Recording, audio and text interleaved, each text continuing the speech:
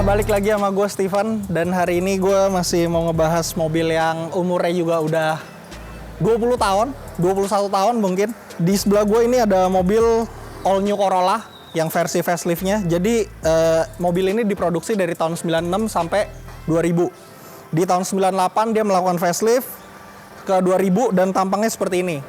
Kalau misalkan kalian tahu yang tahun 96 sampai 98 itu kurang sukses ya, kurang digemari. Tapi setelah faceliftnya ini kelihatan jauh lebih ganteng. Dan jujur kalau gue pribadi, dibandingin sama Grid yang mungkin dibilang orang itu Corolla favorit all the time, kalau menurut gue lebih suka yang ini. Kenapa? Nanti gue jelasin. Terus mobil ini itu tenaganya tuh 120 horsepower. Torsinya itu di 160 Nm. Kode bodinya itu AE112 dan kode mesinnya itu 7 AFE. Kalau misalkan yang sebelum facelift itu 4 AFE 1600. Jadi mesinnya itu udah beda total ya, walaupun ini versi facelift, cuman mesinnya udah beda total. Nah, kalau kita bahas tampang depannya itu, yang gue demen dari mobil ini tuh simple, nggak neko-neko, cuman ya enak dilihat, bukan yang sampai gimana banget di jalanan, cuman ya udah simple tapi enak dilihat aja. Nah, tapi di sebelah gue ini mobilnya itu Red Mika. Ini jujur, selama gue dari tahu ini mobil dari tahun 2000 ya, dari tahun 2000 gue pernah pakai mobil, gue pernah pinjem pakai mobil teman gue ini di tahun 2006, dan ini mobil enak, perawatannya juga mudah. Ini mobil warnanya Red Mika, gue baru pertama kali lihat ini. Jadi kan kalau misalkan kalian tahu all new ini ada warna hijau lumut, navy blue, terus ada biru dongker, itu sama ya kayak navy blue ya. Hijau lumut, merah, hitam, silver, sama biru. Biru navy yang tadi gue bilang. Udah sih, dan perbedaannya itu kalau misalkan yang kelihatan banget facelift dan yang nggak facelift, ini di lampunya sih. Dia udah kristal. Karena kalau yang sebelum facelift itu memang dia masih burem, kayak kaca gitulah. Dan sekarang kita lihat yuk ke bagian sampingnya nih apa yang mau dibahas.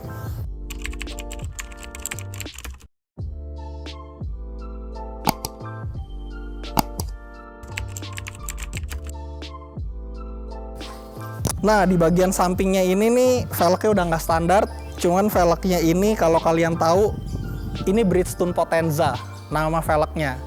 Jadi kalau itu kan gue juga awalnya tuh pertama kali denger ini bukannya merek ban ya. Bridgestone memang ada ngeluarin ban, terus line-nya itu Potenza. Dan ini velgnya ring 14, lebarnya 6 rata. Ini nama velgnya Bridgestone Potenza dan velg lama lah, dan harganya sekarang udah mulai naik. Secara perlahan mulai naik. Udah dari bagian samping sih. Nah, secara dimensi ini ya, kalau misalkan kalian lihat dari samping sama yang sebelum facelift, itu sebenarnya nggak tahu apa itu sugesti gua doang, ini kelihatan lebih gede. Ini bener-bener menurut gua kelihatan lebih gede. Tapi ternyata bodinya sama, dan nanti kelihatannya di interiornya. Oke, sekarang kita lihat ke bagian belakangnya nih. Nah, di bagian belakangnya ini yang udah diubah, ini lampunya. Ini pakai Corolla Conquest. Nih, kalau misalkan all new, soalnya lampunya ini komposisinya nggak seperti ini, nggak bulat-bulat dia. Dia kebanyakan horizontal. Kalau ini kan vertikal ya. Kalau dia horizontal. Dari belakangnya juga simple banget. Ini cuman ada lambang Corolla, emblem, nggak ada yang aneh-aneh lah. Ini full standar ya mobilnya ya. Sekarang kita lihat yuk kapasitas bagasinya nih sebesar apa. Gila, ini gue syuting by the way jam 12 dan gue salah pakai kostum. Ini bajunya warna hitam bro. Panas banget, bener-bener panas banget. Wah, ini kapasitas bagasinya, karena kebetulan lagi banyak barang ya, tapi ini kapasitas bagasinya oke lah ya. Maksudnya standar-standar aja buat ukuran mobil di kelasnya, entah itu Civic, entah itu apa sih kelasnya dia, Civic sama apa? Nah lu. Oh iya, sama Lancer ini mirip-mirip. Jadi ya Lancer, Corolla sama Civic itu kapasitas bagasinya mirip-mirip, dan ini juga belum ada peredamnya nih, masih kelihatan rangkanya. Udah, sekarang kita lihat yuk ke bagian kabin belakangnya.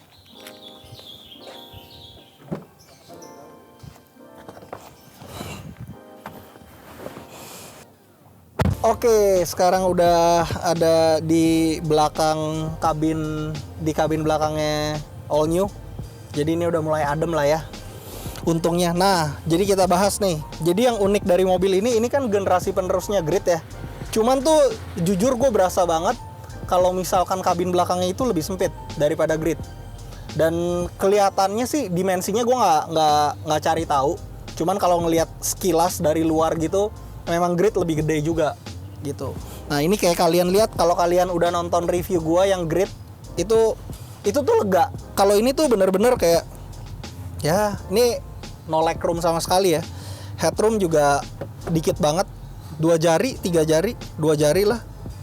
Cuman yang oke banget di mobil ini tuh gue demen banget kualitas interiornya sih. Kualitas interiornya tuh bludrunya enak. Terus ininya udah soft touch nih ya, ini udah soft touch. Ini soft touch, terus ini soft touch juga. Cuman yang ini udah hard plastik nih. Cuman kualitasnya bagus ya, hard plastiknya. Terus di belakang ini udah ada armrest. Nah, cuma jujur posisi armrestnya nggak ideal sih, karena ini terlalu rendah. Ini terlalu rendah, mestinya agak tinggi begini. Oke, di belakang paling itu aja. Ini ada door pocket juga. Sekarang kita lanjut yuk ke bagian depan. Abis itu gue udah gak sabar banget sih mau test drive ini mobil. Terakhir gue nyetir ini mobil tuh 2006. Gue inget banget, tarikannya tuh enteng banget, gasnya juga enteng banget. Dan seinget gue tuh fun to drive. Yuk.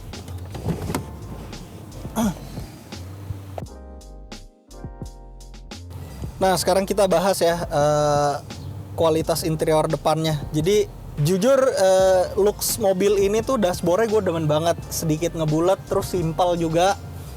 Dibilang modern juga nggak modern. Cuman ini udah ada tombol-tombol ya. Udah nggak ini lagi. Maksudnya udah nggak kayak pakai knob kompor gitu. Cuman ini untuk AC-nya masih knob kompor. Cuman dicampur sama sebagian pengaturan AC itu tombol-tombol. Dan setirnya itu enak digenggam nih, karena standarnya itu ini kan trimnya yang trim menengah nih, bukan kalau yang paling atasnya itu trimnya yang matic, ini manual. Ininya tuh udah dilapisin kulit, dan kayak ini tuh kualitasnya bagus banget sih. Kualitas setirnya itu bagus, enak digenggam, terus kulitnya juga ya nggak ngelotok lah ya, walaupun usianya udah sekian lama, udah 20 tahun lebih. Terus di materialnya ini juga semuanya udah soft touch. Ini udah soft touch nih. Oh, cuman di ini nih, yang di bagian head unitnya kok beda nih. Ini keras.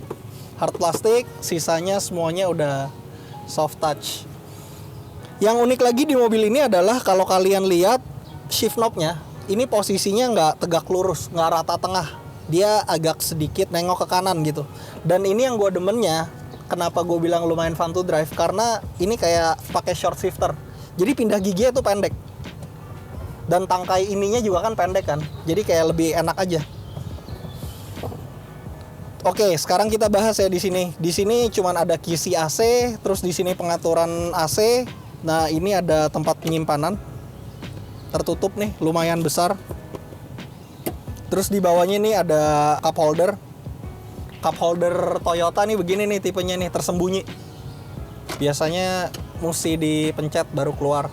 Terus di sini asbak sama lighter, di sini ada tempat penyimpanan terbuka. Ini transmisinya manual 5 speed. Terus di sini ada tempat koin kecil. Nah, di sini nih ada Toyota Security. Jadi ini kayak alarm gitulah ya, buat mengaktifkan alarm kalau kalian tahu nanti dia akan kedap-kedip. Udah, terus ini dibilang armrest juga bukan armrest, tapi ini lebih tepatnya ke tempat penyimpanan tertutup sih. Lumayan dalam, cuman nggak terlalu lebar. Lumayan dalam, cuma nggak terlalu lebar. Karena posisinya ini kalau dibilang armrest, ini lumayan kerendahan menurut gua. Nah, di speedometernya ini juga masih sederhana banget nih. Cuman ada temperatur, bensin, RPM, sama speedometer. Udah, sederhana banget. Dan model dashboard ini tuh gue demen banget sih. Bener-bener demen karena kayak nggak berlebihan deh. cuman juga dibilang jelek juga nggak bisa dibilang jelek, biasa aja cuman enak dilihat, udah sih.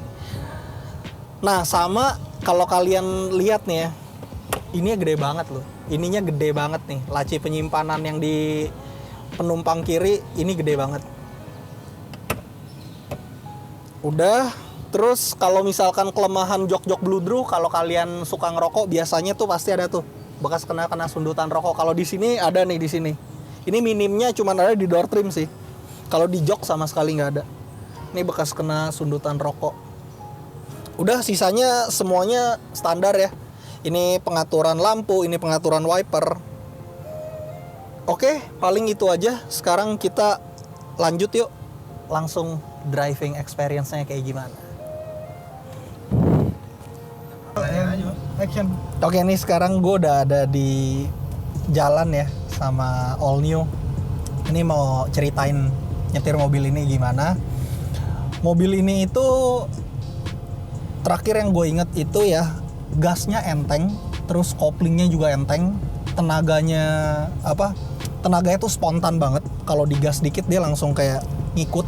Tuh, waduh, itu mas, gue salah. Itu koplingnya gue lepasnya kecepatan. Oke.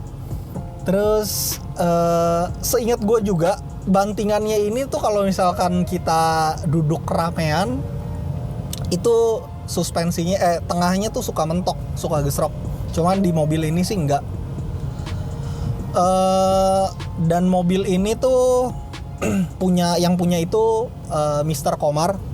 Nanti gue bakal kasih Instagramnya juga karena mobil ini mau gue denger juga mau dijual. Dan kondisinya itu mulus banget. Kondisinya tuh masih bagus banget. Kilometer masih 70.000. Interior full original. Di eksteriornya itu lampu belakang diganti, terus udah ditambahin lips. Di interior itu kelemahannya cuma ada di sini. Dia udah ada beberapa sundutan rokok ya. Tapi plastik-plastiknya atau apapun itu nggak ada sama sekali yang patah. Semuanya masih bekerja dengan baik. Dan ini mobil range harganya itu mungkin di 45 sampai 80-an lah ya, tergantung kondisi sih. Dan pajaknya itu mungkin sejutaan. Dan ini gue coba tes ya.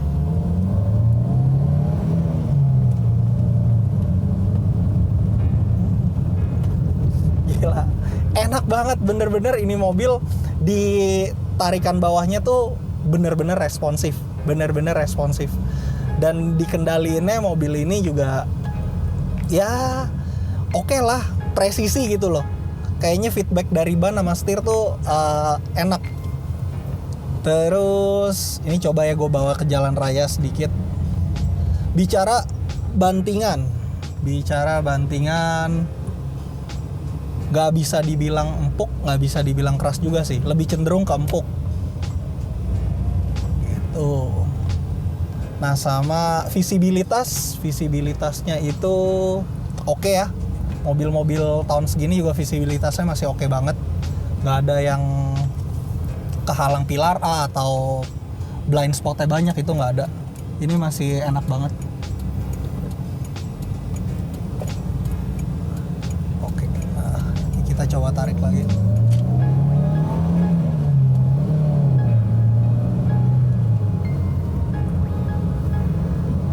Dan ya pokoknya enak lah nyetir mobil ini tuh. Ya kalau gue pribadi, kalau lu memang demen nyetir ya, dan gak peduli soal macet, gue lebih saranin lu. Jujur gue belum pernah cobain yang matic, tapi untuk yang manual gue cukup yakin di range harga segini gak ada yang lebih enak dari ini.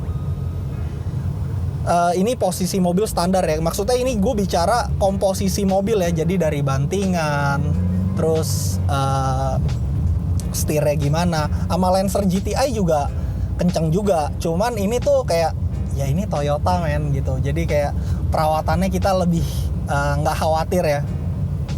Spare partnya banyak dan harganya juga nggak terlalu mahal. Apalagi ya dari mobil ini yang mau dibahas ya. Kekedapan kabin, soundproofing mobil ini, suara mesin sih masih masuk kalau misalkan udah berasa di atas 2500 RPM itu udah mulai masuk. Terus suara motor gitu surprisingly tipis-tipis aja tuh kedengerannya. Padahal ini cukup bagus lah untuk mobil di kelasnya ya. Cukup bagus. Surprisingly ini soundproofingnya cukup oke.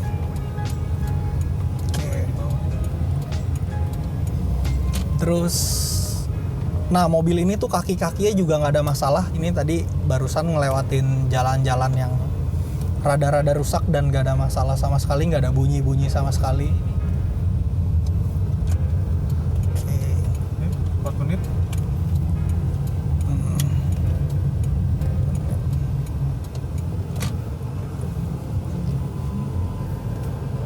Oh, setirnya itu entah kenapa untuk mobil Toyota ini agak berat sih. Berat tapi masih normal ya. Cuman kalau misalkan kalian bandingin sama ya Honda juga kayak gini sih. Apa mungkin kalau dibandingin mobil baru ya jauh lah. Jauh lebih ringan mobil baru, tapi ini ya oke aja gitu. Berat, dibilang berat ya iya, dibilang enggak juga iya.